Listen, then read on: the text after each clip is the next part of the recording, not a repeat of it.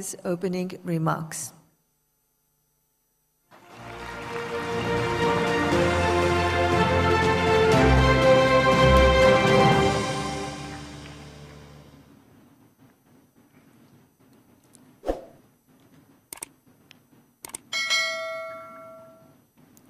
Bismillahirrahmanirrahim.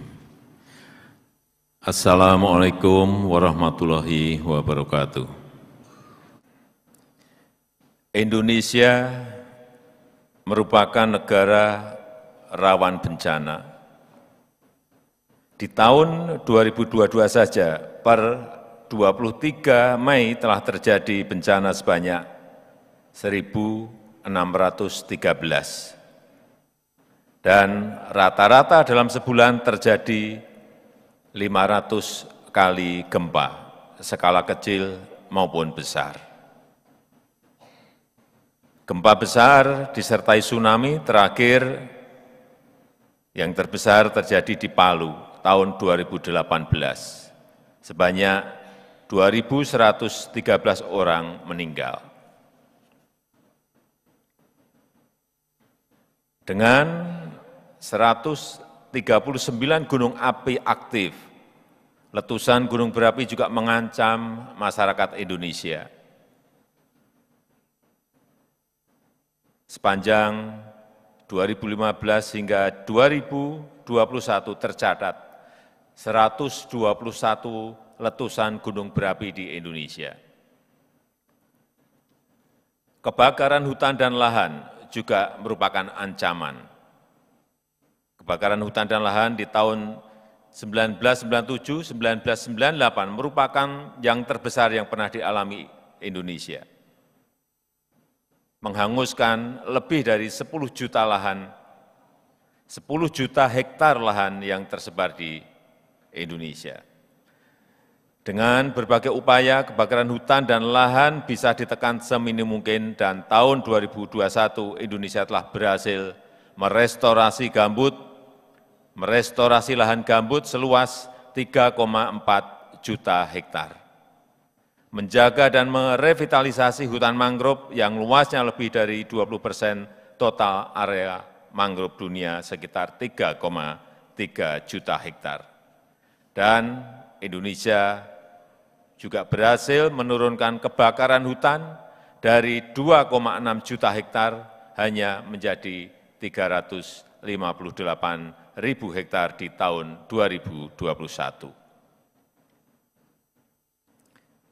Yang mulia, para delegasi yang kami hormati, pandemi COVID-19 dalam 2 tahun ini merupakan bencana terbesar di dunia, menginfeksi 527 juta orang, merenggut korban 6,3 juta orang, di mana 7,5 juta anak kehilangan orang tua.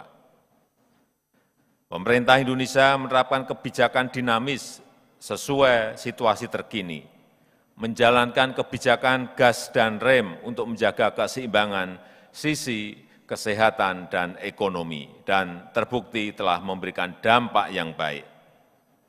Indonesia yang terdiri dari 17.000 pulau dengan populasi 270 juta orang telah mensuntikkan 411 juta dosis vaksin.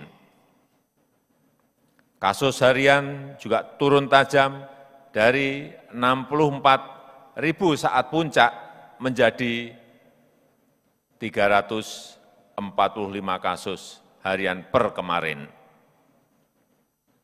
Dan pertumbuhan ekonomi terjaga 5,01%, serta inflasi di level aman 3,5%. Daya tahan dan kesiapsiagaan terhadap bencana sangat menentukan angka kerugian yang harus ditanggung akibat bencana. Semakin tidak siap, semakin besar kerugiannya. Apalagi saat ini dunia sedang menghadapi climate change. Yang mulia para delegasi yang kami hormati, dengan tantangan kebencanaan yang berat dan bisa terjadi setiap saat, masyarakat dan pemerintah Indonesia harus siaga dan sigap menghadapi bencana, membangun sistem peringatan dini multi bencana, serta perwujudan masyarakat yang sadar dan tangguh akan bencana. Oleh karena itu, dalam Global Platform for Disaster Risk Reduction kali ini, pemerintah Indonesia menawarkan kepada dunia konsep resiliensi berkelanjutan sebagai solusi untuk menjawab tantangan risiko sistemik menghadapi semua bentuk bencana, termasuk menghadapi pandemi, dan sekaligus mendukung implementasi pembangunan berkelanjutan. Pertama, kita harus memperkuat budaya dan kelembagaan siaga bencana yang antisipatif, responsif, dan adaptif menghadapi bencana, pendidikan aman bencana, serta kelembagaan pemerintahan dan sosial yang sinergis dan tanggap terhadap bencana harus menjadi prioritas kita bersama. Yang kedua, setiap negara harus berinvestasi dalam sains, teknologi, dan inovasi, termasuk dalam menjamin akses pendanaan dan transfer teknologi. Akses pendanaan merupakan isu yang penting yang harus kita tangani secara serius.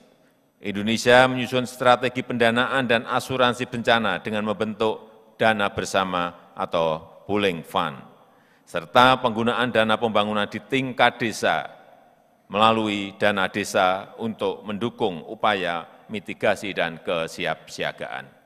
Yang ketiga, membangun infrastruktur yang tangguh bencana dan tangguh terhadap perubahan iklim.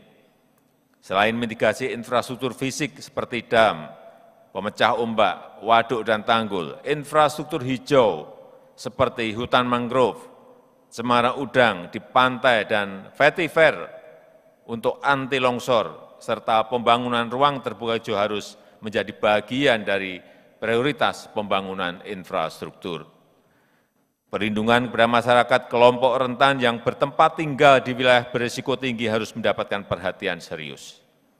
Keempat, kita harus berkomitmen untuk mengimplementasikan kesepakatan global di tingkat nasional sampai tingkat lokal. Kerangka kerja Sendai, kesepakatan Paris, dan SDGs merupakan persetujuan internasional yang penting dalam upaya pengurangan risiko bencana dan perubahan iklim. Saya mengajak seluruh negara untuk berkomitmen dan bersungguh-sungguh untuk mengimplementasikannya. Yang mulia, para delegasi yang saya hormati, pengurangan risiko bencana adalah investasi efektif untuk mencegah kerugian di masa depan. Karena itu kami menegaskan komitmen Indonesia untuk melaksanakan kerangka kerja Sendai serta komitmen internasional lainnya. Indonesia juga siap berbagi pengalaman dan pengetahuan dalam mitigasi bencana. Sebagai negara rawan bencana, Indonesia mempunyai akumulasi pengetahuan dan pengalaman yang bisa menjadi pelajaran penting bagi dunia. Tapi Indonesia juga sangat ingin belajar dari pengalaman internasional. Let's work together to mitigate the risk of disaster for a better life, today and tomorrow. That's all from me in this special occasion by reciting Bismillahirrahmanirrahim, the 7th session of Global Platform for Disaster Risk Reduction in 2022 is officially open.